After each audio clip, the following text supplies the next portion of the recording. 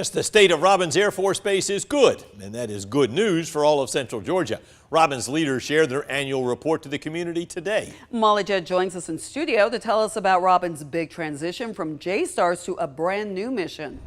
Today, Robins leaders talked about what will happen to J-Stars employees and the transition to a new mission, the Advanced Battlefield Management System, ABMS.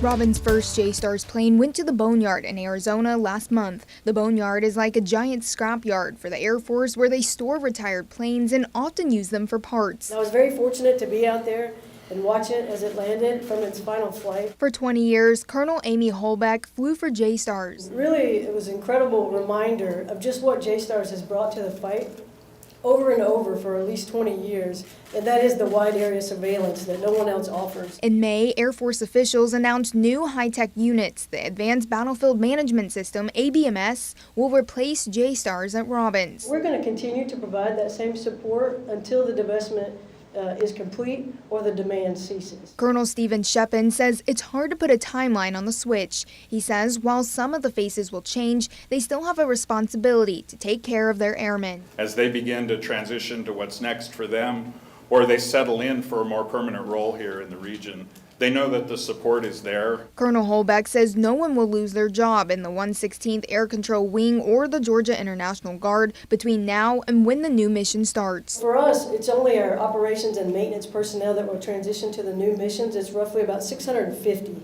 of that 1,400 members.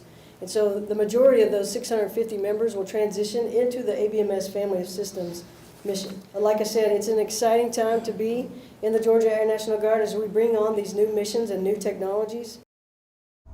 Eventually, the base will be the headquarters for the Advanced Battlefield Management System, ABMS. They start construction on one facility this spring and the other in December.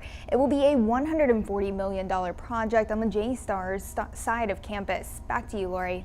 Thank you, Molly. Colonel Holbeck says more intel, cyber, and communication jobs will be open to support artificial intelligence, machine learning, and space-based sensors and information as they move toward the future.